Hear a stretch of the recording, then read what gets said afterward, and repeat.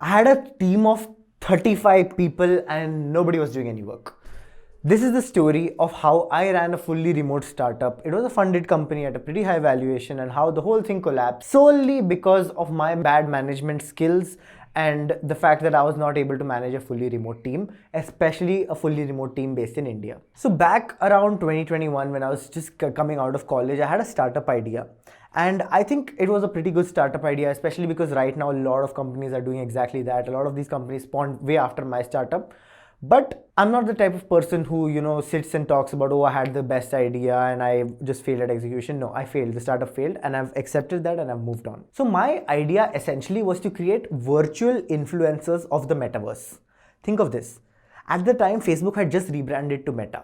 And everybody was talking about how the metaverse is going to be the next big thing. So my thesis was that just like Instagram has its own Instagram influencers, just like TikTok has its own TikTok stars, just like YouTube had its own YouTubers, the metaverse would have its own metaverse native influencers.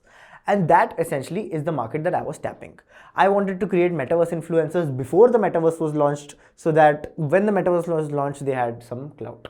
And the influencer industry is a huge industry. Everybody wants to become an influencer nowadays. And the benefit of having a metaverse influencer is that it's completely computer generated. So there's no like human capital cost, etc., etc. Now, at the time, this seemed like a good idea. I don't know. If you guys think this is a good idea, please let me know in the comments below. Or if you think it's absolute bullshit, please let me know that in the comments below as well. But what happened is that I tried to run a fully remote team. I had team members in Nigeria. I had team members in Dubai. I had team members in India. I had one team member in Pakistan. And basically managing these people was a nightmare. I remember I also had a team member in Vietnam. And the obvious problem was of language, where my Indian team members could not talk to the Nigerian guy, who could not talk to the Vietnamese guy, because I made the mistake of hiring very low cost people. So what started happening is that there started being a bit of politics in the company.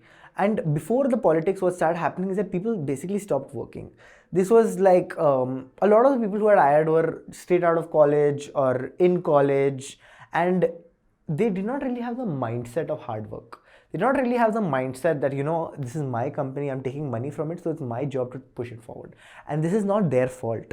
The problem is not with the people. The problem was with me, that I did not recognize the fact that these people did not have this mindset. Because there are always people in a college who have that mindset and who will help you push your company forward. The problem was me, that I did not recognize, or I did not filter them out properly.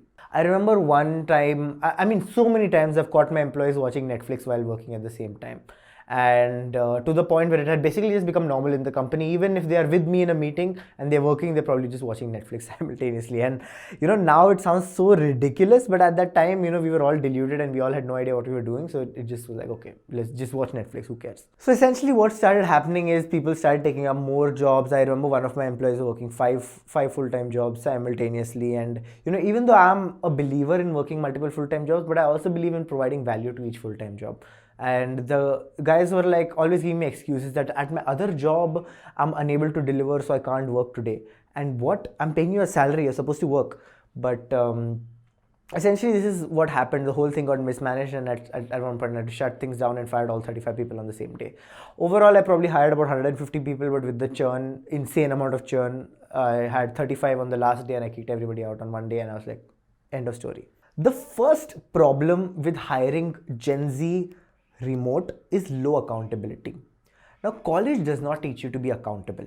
College teaches you that if somebody has a gun on your head, you have to do the work. And this is the kind of mindset that Gen Z has kind of got from somewhere.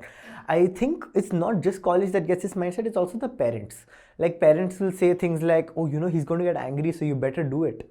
Or, oh, he'll get sad if you don't do the work properly. But what if he does not get angry or sad? Does that mean you don't do the work? And this mindset that kind of gets fed into people has kind of created this situation where people will only do work out of fear. A lot of I see this a lot, and a lot of the people in college who are like at the top are not at the top because they enjoy doing the assignments. They're not at the top because they're really smart. They're at the top because they're the most scared. They're the most scared of the consequences. It could be their parents yelling at them. It could be failure in life, but whatever, they're more scared about the consequences, about what will happen, which is why they spend a large amount of time doing things that they don't want to do just to get a score up. The next problem is with bad communication. Think of this. If you and I are on a video call, as soon as the conversation kind of dies out, we just end the video call. and we say, okay, we'll talk next time.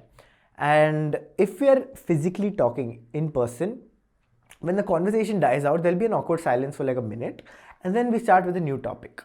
And this poor communication and this lack of relationship causes a huge problem.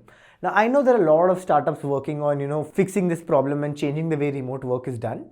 And that's great. I hope this problem gets solved. But right now, at the time of filming this video, remote work is completely broken. I still believe that arbitraging time from parts of the world where time is freely accessible is a good thing, because think of it this way: in the village the guy has large amounts of free time, in the city he has very less amount of free time, so why not arbitrage some work from here to there? And that's great. But finding the guy with the right mindset, finding the guy who is actually going to put in the effort is very difficult, especially when you go to tier 2 parts of India or tier 3 parts of India. People really have the mindset of come to work, get yelled at and go back. And I hope that this changes one day, but people truly in India only work if you yell at them. And I don't yell at anybody. I'd never yelled at any of my employees, and that probably was one of the reasons why the whole thing kind of failed. The last problem is that of self-drive. Nobody has self-drive. If you're in an office and you're sitting there, you're probably going to start doing some work. Like, even if you don't have any work to do, you're probably going to do some research, because you don't know that maybe someone is looking at your screen and wondering why he's playing Fortnite. But if you're at home, and we've seen this with online college, right? Nobody really actually paid attention in online college. Everybody was just like doing their own thing, watching TikTok or playing video games. And I think online kind of shows your true nature. Online kind of shows what you're actually built of. Because me and a lot of people who I know, throughout COVID, throughout online college, spent a lot of time working. And I think this is where the whole paradigm kind of shifted as to, the guys who are making money are making very large amounts of money, and the guys who are not making money are completely broke. All in all, so what is the best way of running a startup? What I would say is be a one-man show for at least a year. Now, this is going to be I know you might think that this does not make sense, but most businesses start this way. So if you're a one-man or if you have 2 founders, you don't need to hire. Most of the times people hire not because they need the work done, but because hiring someone makes them feel like they are high status.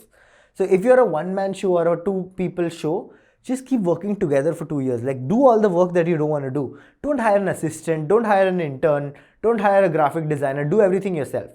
But after that, when you reach a point where it's physically impossible to do all the work, that's when you start making hires. The next thing you want is that your first employee is working with you.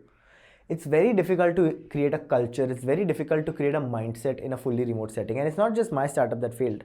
I've worked for countless fully remote startups run by naive founders that have completely, are complete jokes.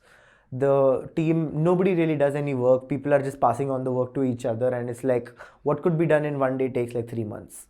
And this is not an exaggeration. This is how a lot of remote startups are functioning. And if you're a founder who runs a remote startup, you've probably seen this. If you found this video interesting, or if you're planning to run a remote startup, maybe you can let me know what your goals are in the future and how I can make content to help you better.